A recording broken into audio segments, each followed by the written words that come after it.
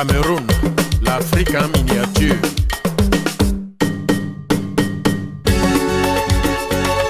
Tu dis que quoi? C'est pour moi un cadeau d'être né camerounais. C'est pour moi un cadeau d'être né à Konolinga. C'est pour moi un cadeau d'être de l'Ouest. Nous sommes tous les héritiers d'une génération d'héros nationaux célèbres et anonymes qui ont lutté pour nous et ont payé le prix de notre indépendance, de notre liberté et de notre unité. Certains ont scellé leur engagement pour notre pays du rouge vif de leur sang. Leurs sacrifices saignants ne doivent pas être vains, gaspillés et oubliés. Ne trahissons pas l'histoire.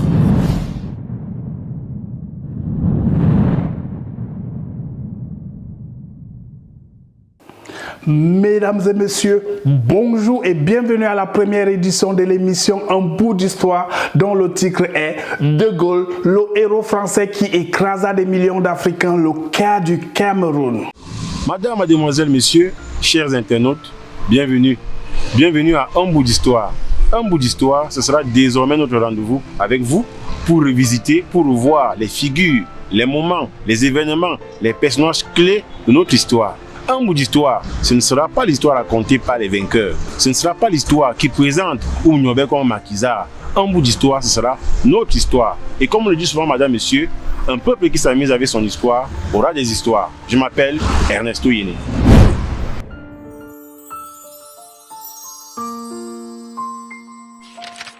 C'est un grand jour dans l'histoire nationale du Cameroun. Je vous apporte le salut cordial du peuple camerounais tout entier. Ne plus écouter le président ni un cadre du gouvernement, mais prendre contact. L'honneur, le bon sens, l'intérêt supérieur de la patrie. Aux États-Unis, le discours très galvanisant de George Bush devant le Congrès hier soir, le président... Le mur de Berlin-Est et ce soir, une masse de béton couverte de graffiti.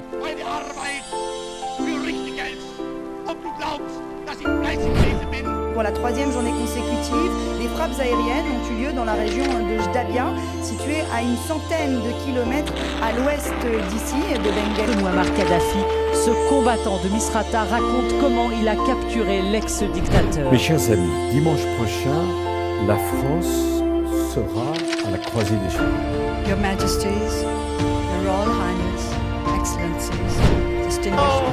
Lavon Robinson, girl of the South Side.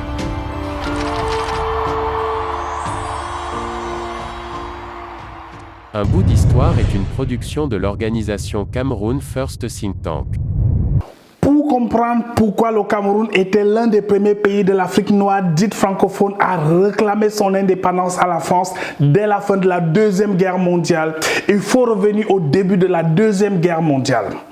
Contrairement à ce qui se dit dans des manuels d'histoire français, Winston Churchill et le général de Gaulle se sont certes rencontrés à plusieurs reprises à Londres au mois de juin 1940, mais l'homme aux multiples cigares n'a jamais accepté de l'aider militairement pour reconquérir la France qui était sous occupation allemande. Le président américain Franklin Delano Roosevelt doutait d'ailleurs de l'adhésion populaire des Français envers un général qui n'a pas été démocratiquement élu et craignait les ambitions dictatoriales du général de Gaulle.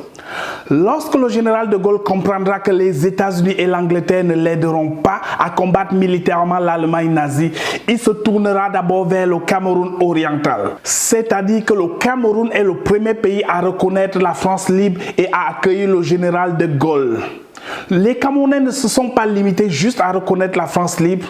Les premiers financements qui ont permis au général de Gaulle de refonder l'armée qui viendra combattre les Allemands viendront d'un gisement d'or d'un village de l'Est Cameroun. À la fin de la Deuxième Guerre mondiale, les Camerounais s'attendent à une certaine reconnaissance du général de Gaulle qui, il l'espérait, leur permettra de devenir un État libre. Seulement, De Gaulle tient à ses colonies. D'ailleurs, il est le père fondateur de la France-Afrique et du franc CFA qui permettent à la France d'installer ses pions dans ce qui peut être encore considéré aujourd'hui comme le dernier précaré français en Afrique.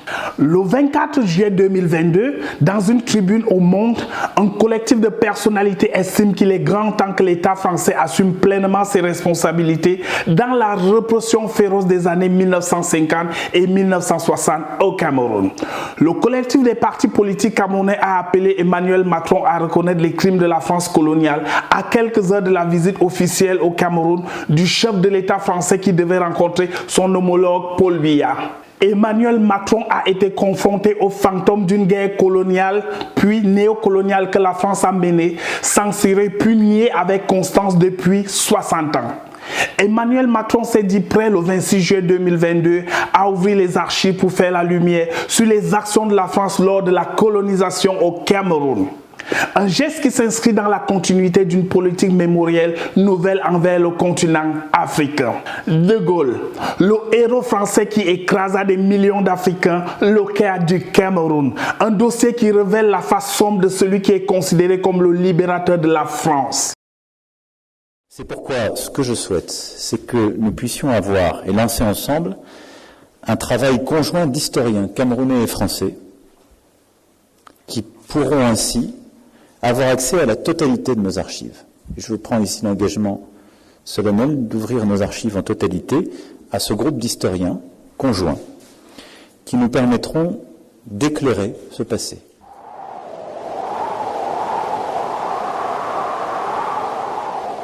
L'image du général de Gaulle est fortement liée à la France libre par son appel de juin 1944 qui a mobilisé de milliers d'Africains. La France libre, si elle a été libérée, on ne peut dire de même des colonies, des Camerounais ayant rendu cette France libre au prix de leur sang. De Gaulle en sort grandi mais parallèlement met en place des rapports complexes et intéressés vis-à-vis des peuples africains. De Gaulle, le héros français qui écrasa des millions d'Africains, le cas du Cameroun, itinéraire d'un héros aporétique sous la lumière noire de l'histoire camerounaise. Le 9 novembre 2020, la France a célébré timidement le 50e anniversaire de la disparition de son dernier véritable héros. Le général qui a organisé la résistance pendant 4 ans, tenant tête à l'envahisseur allemand à partir de l'exil quand le maréchal Pétain avait capitulé. Chef de la France libre et puis président du Comité français de libération nationale et enfin, inspirateur de la Ve République. Dans l'histoire de la France, il n'y a que Jeanne d'Arc, Charlemagne et Napoléon qui ont atteint la même stature de héros immortels, héros cités en exemple pour nourrir la légende française de génération en génération. Une vraie légende, car l'histoire est bien plus sombre, surtout quand on la raconte sous une perspective différente, celle des victimes du général de Gaulle. Des victimes non françaises. Le héros français n'est pas ce que l'on croit. Il a marqué à tout jamais de son empreinte sanglante, l'histoire de l'Afrique en général et celle du Cameroun, en particulier. La légende continue à faire croire que Charles de Gaulle a généreusement offert l'indépendance à ce pays autrefois colonisé par l'Allemagne et qui, après 1945, a été placé sous la tutelle de l'ONU. Si on a participé à un crime contre l'humanité, on ne peut pas être célébré dans l'espace public. On ne peut pas l'être. Mais quand vous en prenez à Charles de Gaulle, est-ce que vous poussez pas le bouchon un petit peu loin ? Écoutez, moi je vois Charles de Gaulle avec mon regard d'africaine. Hein. Oui. Donc la France peut tout à fait décider de le considérer comme un héros. Ah oui, la France libre. Voilà, la France peut considérer. Oui, la France libre dont la capitale était Brazzaville peut tout à fait donc décider de le considérer comme un héros. Il n'en demeure pas moins qu'il est à l'origine d'un grand nombre de crimes aussi. Et c'est important de préciser à quels endroits la société est aujourd'hui divisée. L'ONU a confié ce territoire à la France et à l'Angleterre avec pour mission de le conduire à l'indépendance. Le pays a été divisé en 2 parties respectivement administrées par les 2 puissances tutélaires. C'est dans cette optique que la légende française raconte que de Gaulle a apporté l'indépendance sur un plateau d'argent au Cameroun. La réalité au sujet de l'accession à l'indépendance est très différente. Le Cameroun a payé cher le prix de son indépendance, des millions de morts dans une guerre de libération encore victime du déni français. De Gaulle y a appliqué la théorie de la guerre révolutionnaire. Pour 2 raisons. Malgré l'important appui logistique américain, la France avait perdu la guerre d'Indochine entre 1946 et 1954. Le héros français digéra mal cette défaite. Le résistant venait de recevoir une raclée et son image semblait écornée. Viendra le temps de la revanche en Algérie. Cette nouvelle guerre éclate en 1956, 2 ans après la fin de la guerre d'Indochine. Elle se déroule sur 2 terrains, le terrain militaire et le terrain de l'opinion. Bien qu'elle ait gagné la guerre militaire, la France a perdu la guerre de l'opinion, car les atrocités causées par l'armée française en Algérie ont bénéficié d'une large publicité, révoltant de milliers de Français qui manifestaient quotidiennement dans la rue pour dénoncer les barbaries orchestrées par un pays dit des droits de l'homme. De Gaulle retiendra la leçon algérienne, dans la guerre du Cameroun, qui commence sensiblement au même moment que la guerre d'Algérie, c'est-à-dire en 1958, la France s'arrange pour ne pas perdre la guerre de l'opinion.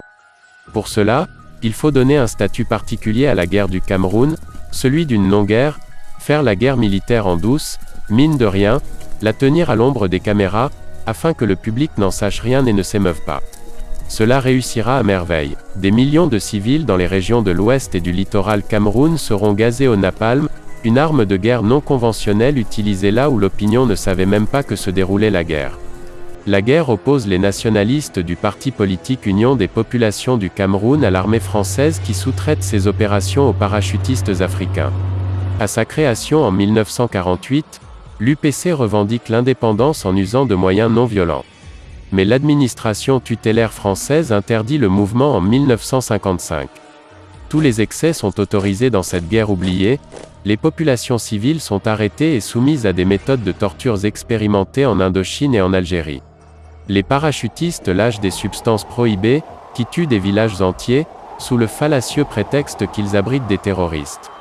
L'armée française procède également à des internements de masse et pose des actes de torture psychologique.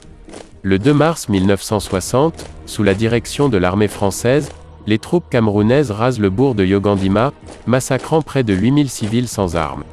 Mais ces effroyables massacres ne sont pas du tout un fait isolé, car depuis 10 ans, l'administration coloniale française fait face à la résistance de l'Union des populations du Cameroun, UPC, née dans les années 1940. Si l'UPC est présente sur tout le Cameroun, son emprise est très forte en pays bamiléké.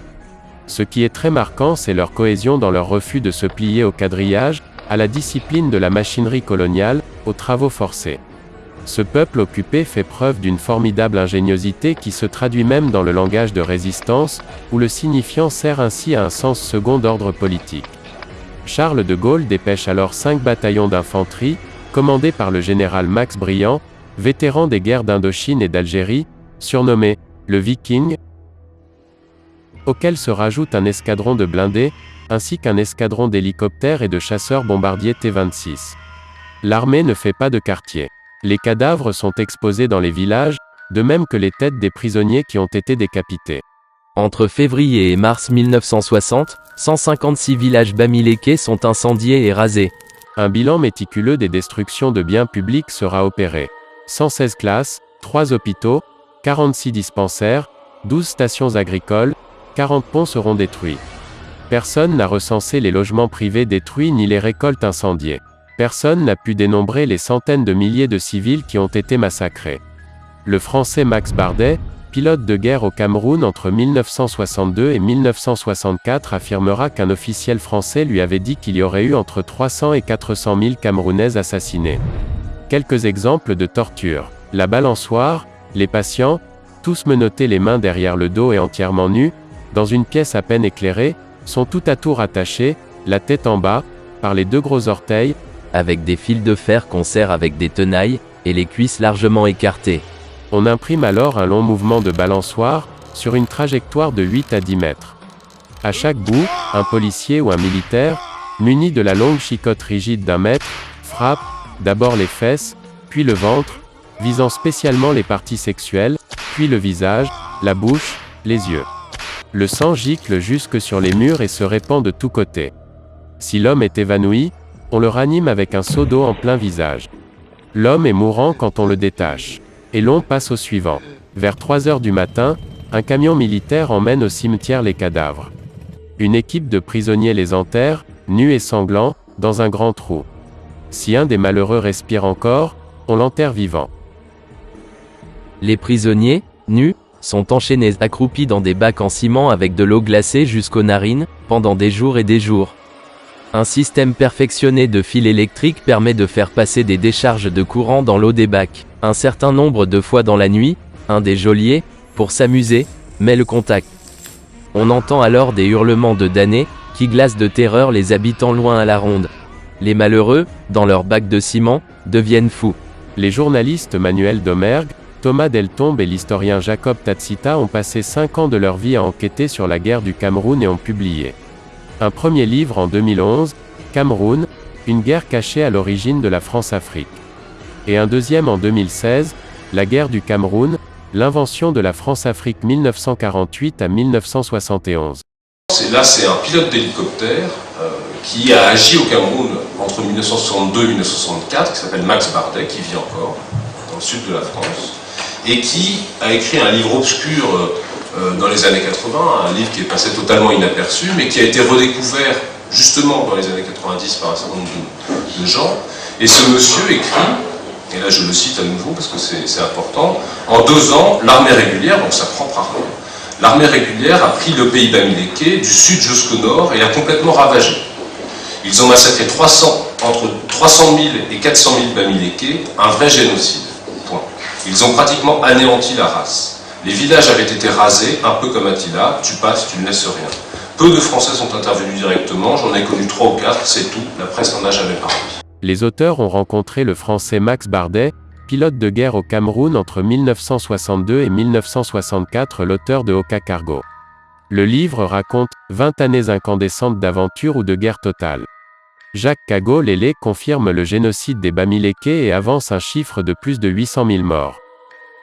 C'est par exemple, il y a un monsieur qui s'appelle Jacques Kago Lélé qui en 1995 écrit les Bamilékés ont connu un génocide entre 1955 et 1965, je le cite là. Les chiffres tournent entre 800 000 et 1 million de morts dans la région des hauts plateaux, c'est-à-dire l'ouest Cameroun, où vivent les gens qu'on appelle Bamilékés, et dans les autres villes telles que Douala, Yaoundé, Sangmélima, Bolova et Oussambo. Voilà. À la source du génocide, des Français dont le lieutenant-colonel Lamberton. Pour cela, pour faire cette démonstration, la plupart des gens qui soutiennent cette thèse citent deux citations, citent 2 extraits, qui effectivement mettent, disons, la puce à l'oreille. Le premier extrait est celui d'un militaire français qui était responsable de la répression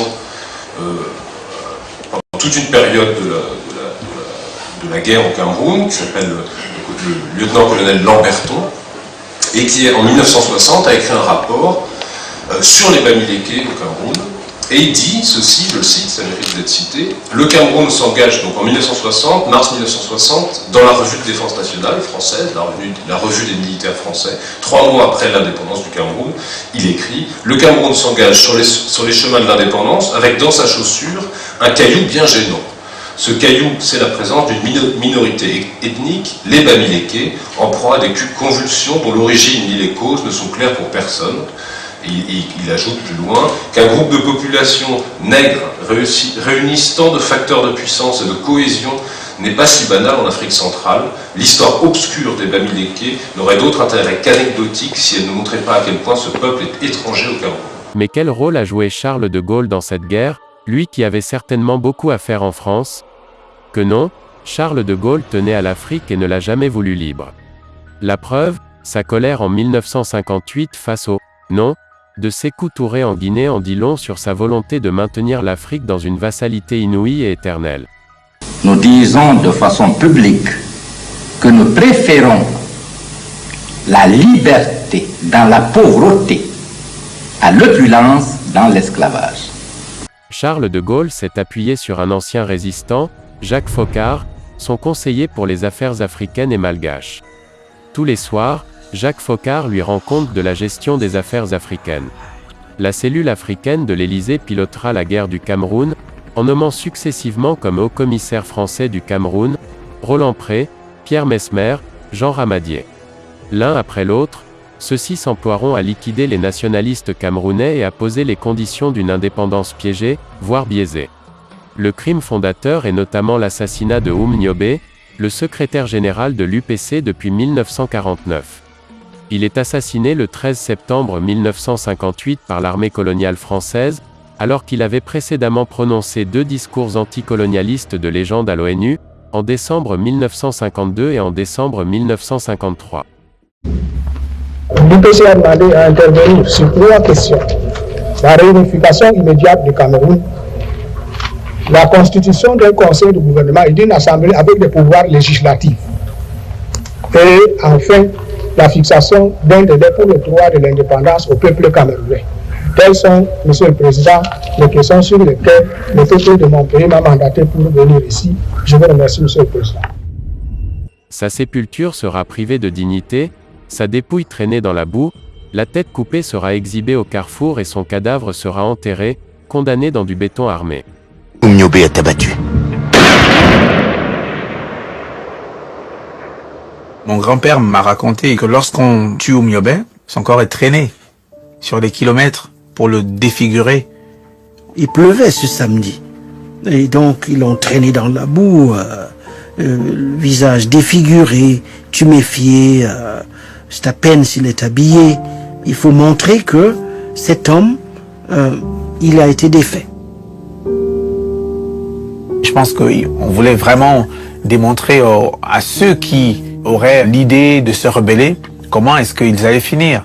De dire que c'est cet homme-là qui haranguait les foules, qui était un tribun incroyable, doté d'une intelligence incroyable, pouvait finir comme ça, complètement défiguré. C'était un moyen vraiment de pouvoir amener les gens à abandonner le combat, puisqu'il fallait complètement traumatiser ceux qui pouvaient encore croire en lui. Une humiliation par laquelle l'armée coloniale française poursuit la guerre révolutionnaire qui consiste à exterminer l'ennemi en usant de toutes les ressources barbares. D'autres crimes seront commis après l'indépendance, alors que la France n'a plus de haut-commissaire au Cameroun mais continue d'intervenir indirectement, en se servant de l'influence exercée sur des hommes installés au pouvoir, dont le président Amadou Ahidjo. Félix Moumié sera empoisonné au thallium à Genève le 3 novembre 1960 par William Bechtel du contre-espionnage français qui se fit passer pour un journaliste. Castor Ozende Afana, le premier docteur en économie du Cameroun assassiné en 1966. Ernest Ouandié arrêté en 1970 et exécuté le 15 janvier 1971 par la justice camerounaise.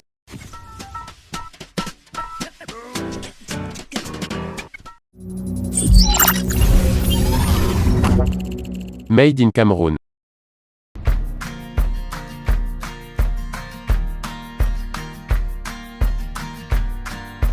Promotion spéciale du Made in Cameroun. Ouvriers BTP, peintres électriciens, plombiers, menuisiers, carreleurs. Nous sommes des ouvriers polyvalents en BTP. Vous avez besoin des services d'un plombier. Nous sommes des plombiers qualifiés pour les débouchages de canalisation, les recherches de fuites d'eau, la petite plomberie ou les travaux de salle de bain, etc. Vous avez besoin des services d'un peintre. Nous sommes des peintres compétents et qualifiés pour réaliser votre projet de rénovation d'appartement. Vous avez besoin des spécialistes en peinture résidentielle ou commerciale, extérieure ou intérieure. Vous avez besoin des services d'un menuisier. Nous sommes des menuisiers professionnels et autonomes, qualifiés dans leur métier, qui savent faire des menuiseries extérieures autant qu'intérieures. Le montage des cuisines intégrées, des escaliers, des portails en bois ou en matière plastique. Et tout dont vous avez besoin en menuiserie. Agrandissement, extension et rénovation de votre habitation. Agencement et aménagement complet. Vous avez besoin des services d'un électricien. Nous sommes des électriciens qui s'occupent des installations électriques, pose et raccordement des câbles, des grands et de petits travaux d'électricité. Vous avez besoin des services d'un carreleur.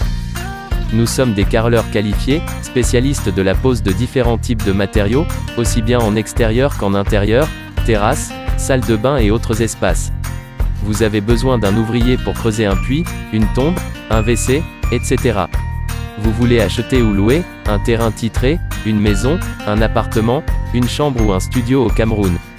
Vous voulez un appartement juste pour vos vacances au Cameroun. Vous vivez en Afrique et aimerez louer ou acheter une maison, un appartement, un studio en Europe. Nous nous déplaçons partout au Cameroun. Sur WhatsApp ou en appel direct au +237 671 65 11 30 +237 95 66 10 71. Et comment ça se passait les opérations entre eux et vous de votre côté? À quoi vous serviez? Ah nous on servait, on contrôlait, c'est tout. on contrôlait, c'est-à-dire l'opération était déclenchée, elle se déclenchait par qui, par quoi, j'en sais rien. Tout ce que je sais, c'est que nous, on allait la contrôler, l'opération. Alors, on allait contrôler surtout qu'il n'y ait pas de fuite, je crois, à mon avis. Hein. Qu'il n'y ait pas de fuite, qu'il n'y ait pas de gens qui puissent, disons, s'évader, enfin, partir du regroupement qu'ils faisaient pour aller raconter ce qu'il allait se passer ou ce qui se passait. Et comment on fait pour éviter des fuites comme ça, justement, quand il y a des gens qui veulent partir ou... Oh, ben, des gens qui veulent partir comme ça, la radio, ça, le gars qui est à côté de vous, il a la radio, il dit, bon, 2 fuyards, on nous reste sur tant de trucs, paf, un coup de jeep, 2 rafales de mitraillettes, enfin de mitraillettes, en général, c'était, ils avaient des, sur les jeeps, sur les camions, ils avaient monté des 50, et sur les jeeps, ils montaient des mitrailleuses plus légères, des 7.5 ou des 30-30. Alors bon, il y avait pas. Puis ensuite, c'est comme des moutons, hein. C'est malheureux, mais ils n'essayaient pas de partir. Ils les amenaient comme ça, là. C'était... Alors ce qu'il y avait de marrant, c'est que j'ai jamais vu d'enfants. J'ai jamais vu d'enfants dans ces regroupements. J'ai vu des femmes, des hommes, mais jamais vu d'enfants. Alors pourquoi? Ils étaient recrutés où? Qu'est-ce qu'ils en faisaient, des enfants? Est-ce qu'ils étaient recrutés? Ils en faisaient des orphelins, ça c'est sûr. Et c'était qui? Et comment ça se passait pour regrouper des gens dont vous parlez, là? Eh ben, ils faisaient de village, par village, ils faisaient ça.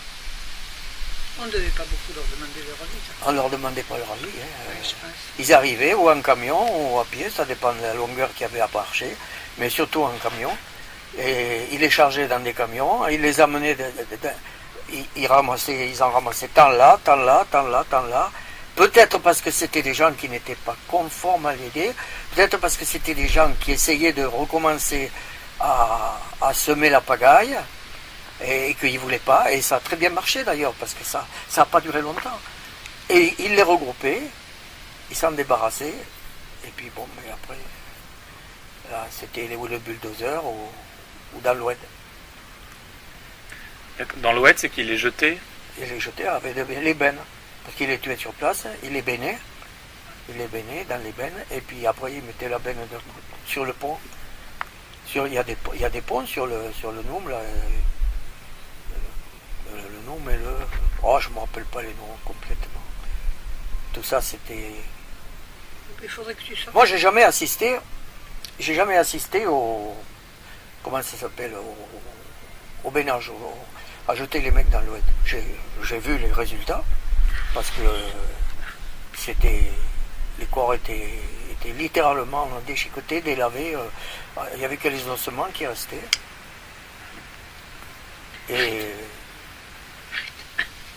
Et les massacres, bon, mais j'ai assisté au massacre parce que c'était... Il fallait pas qu'ils s'en sortent, il fallait pas qu'il y en ait qui s'en aillent. À mon avis, hein.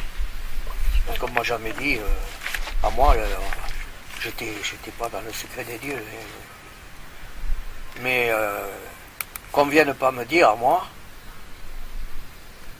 c'est pas vrai, il n'y a pas eu ça. Je peux vous assurer que c'est vrai. C'est vrai parce que ça, il y avait des moments, c'était insupportable. Insupportable. Parce que massacrer des gens, ça peut se comprendre. Quand vous les massacrez, oh, comment dirais-je, proprement. Vous abattez des gens à la Kalachnikov ou à la mitrailleuse, vous les mettez en rang, trac, bon. Ils sont morts, hein. C'est pas comme quand vous massacrez les gens à coups de machette pour le plaisir, parce que c'est le plaisir. Hein. Ils avaient besoin de ça, je ne sais pas pourquoi, qu'est-ce que ça pouvait leur apporter. Et allez couper les pieds à un mec parce qu'il est mort. Qu'est-ce que ça va vous rapporter? Parce que, et si vous leur posez une question, ils vous diront, ouais, mais il est moins grand comme ça. Il est mort, il n'est pas grand, il est couché. Vous lui coupez les pieds, il est moins grand. C'est ridicule. Moi, c'est un truc qu'on ne peut pas comprendre. Les gens qui étaient tués comme ça, c'était des combattants, Non. C'était certainement des gens qui auraient fini par être des combattants, peut-être, si la guerre avait repris. Mais ils ont étouffé l'affaire en peu de temps. À mon avis, il y a dû y avoir une espèce de remontée de gens qui avaient survécu au grand massacre, et ces gens-là, par haine, par dépit familial, par va aller savoir pourquoi, commençaient à se rassembler, commençaient à parler. Il ne faisait pas d'attentats encore. Enfin, je crois pas, j'en sais rien, parce que il y avait peut-être les attentats, ils n'en parlaient pas. Hein. Parce que là-bas, je vais vous dire une chose, pour savoir quelque chose, il faut se lever de bonne heure. Hein. Parce que, moi je vous dis, tout ce que... C'était... Et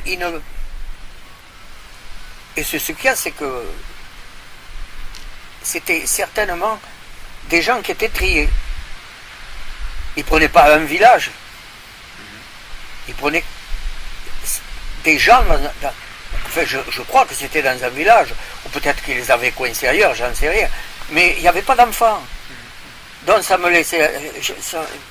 J'avais tendance à me dire que c'était des gens qui n'étaient pas en village quand on les avait ramassés. Qu'on les avait ramassés à côté, qu'ils étaient en train de se rassembler pour faire quelque chose, un truc comme ça. C'est pour ça qu'il n'y avait pas d'enfants. Il y avait des femmes.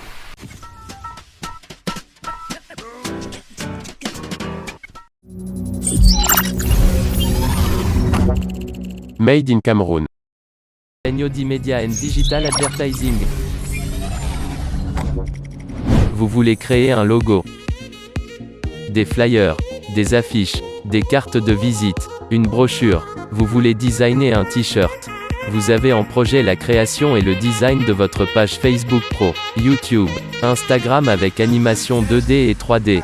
Tout ceci est possible à partir de 15 000 francs CFA ou 25 €. Vous recherchez une voix off pour vos spots publicitaires. Le costume est un incontournable de votre dressing. Alors autant faire en sorte qu'il soit impeccable. Voyons ensemble comment entretenir un costume. Tout ceci est possible à partir de 25 000 francs CFA ou 40 €. Vous avez besoin d'un monteur vidéo ou d'un caméraman pour vos spots vidéo, clips vidéo, concerts, mariage, anniversaire, animation flash, intro en flash, bannière Facebook, YouTube, Instagram statique ou animé, animation logo. Tout ceci est possible à partir de 25 000 francs CFA ou 40 €. Nous nous déplaçons partout au Cameroun.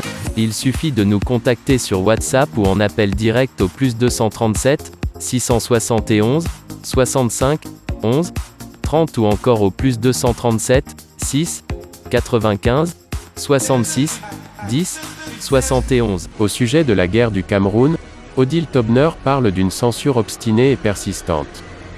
Les ouvrages de grand public, de vulgarisation, très peu de fiction, traitent des guerres d'Indochine et d'Algérie.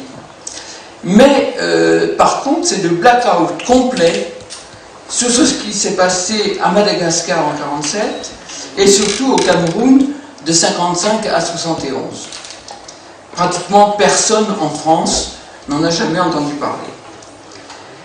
D'une façon générale, la politique africaine de la France est l'objet dans l'Hexagone de désinformation, falsification et surtout escamotage total.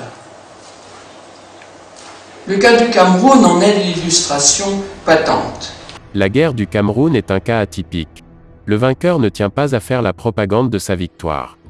Les Français qui ont déclenché la guerre préféreront effacer de la mémoire ce crime parfait et faire croire que la guerre n'a pas eu lieu.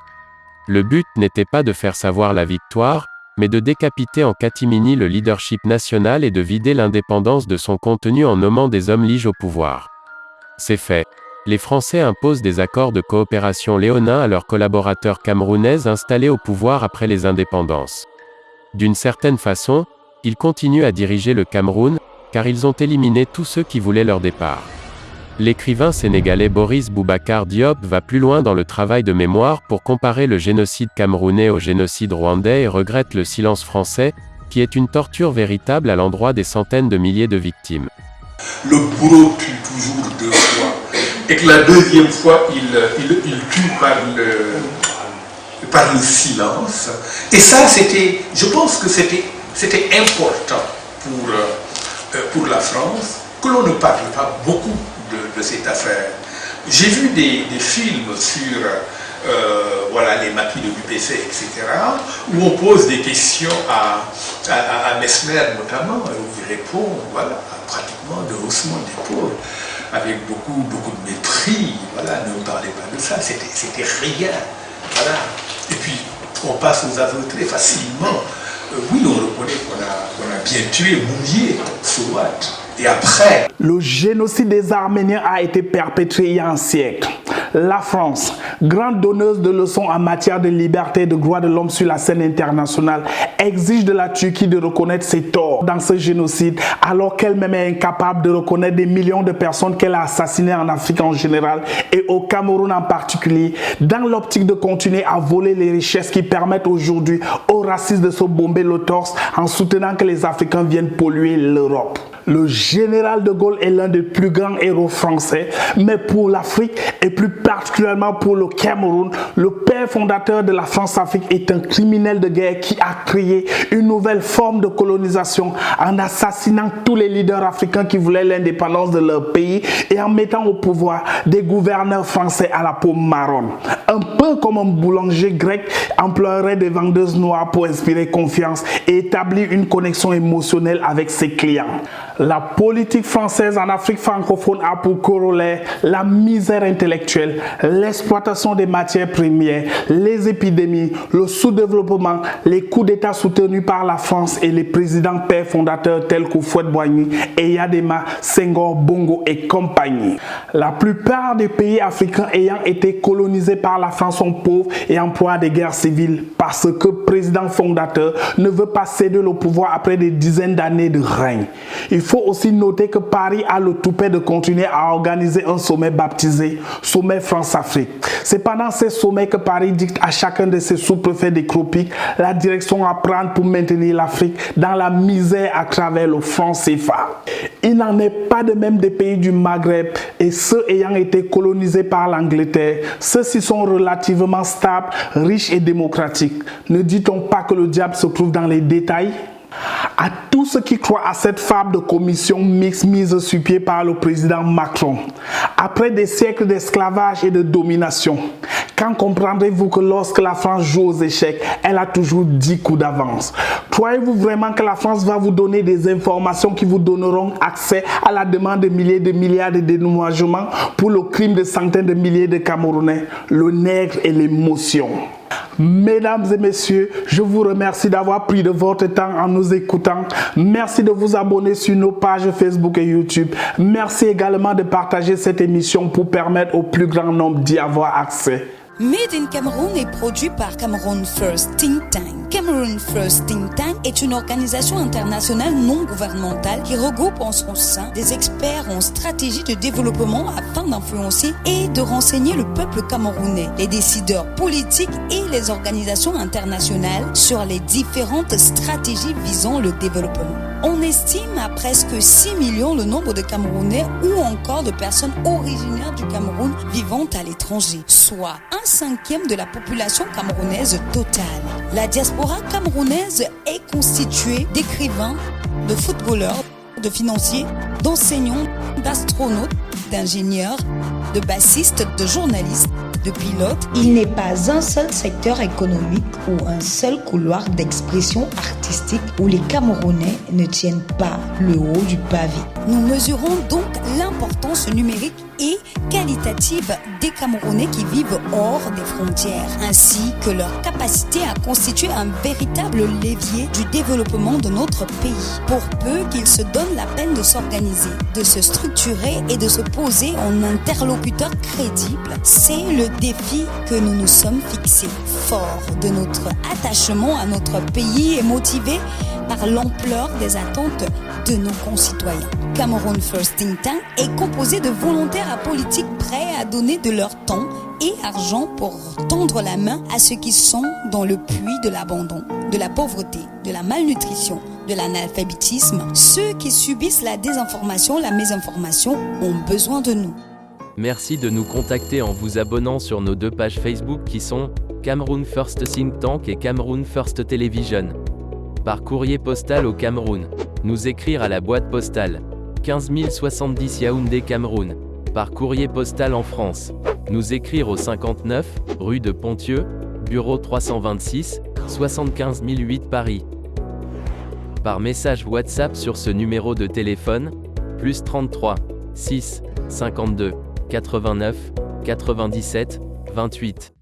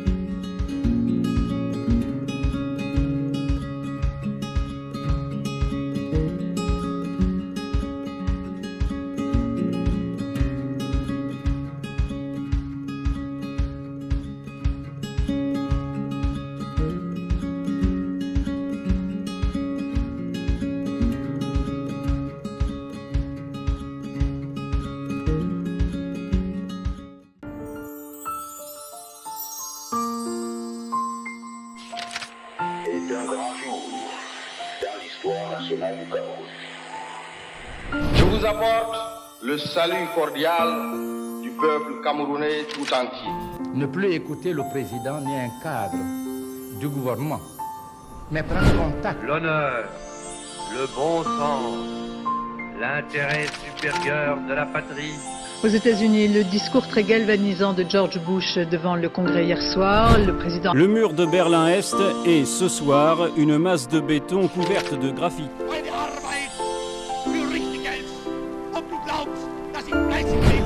Pour la 3e journée consécutive, des frappes aériennes ont eu lieu dans la région de Jdabia, située à une centaine de kilomètres à l'ouest d'ici, de Benghazi. Muammar Kadhafi, ce combattant de Misrata, raconte comment il a capturé l'ex-dictateur. Mes chers amis, dimanche prochain, la France sera à la croisée des chemins. Your Majesties, Your Royal Highness, Excellencies, distinguished...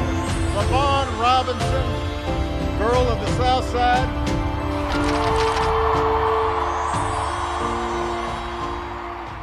Un bout d'histoire est une production de l'organisation Cameroun First Think Tank.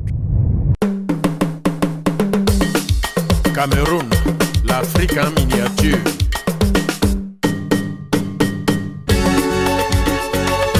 Tu dis que quoi? C'est pour moi un cadeau d'être né camerounais. C'est pour moi un cadeau d'être né à Konolinga. C'est pour moi un cadeau d'être de l'Ouest. Nous sommes tous les héritiers d'une génération d'héros nationaux célèbres et anonymes qui ont lutté pour nous et ont payé le prix de notre indépendance, de notre liberté et de notre unité. Certains ont scellé leur engagement pour notre pays du rouge vif de leur sang. Leurs sacrifices saignants ne doivent pas être vains, gaspillés et oubliés. Ne trahissons pas l'histoire.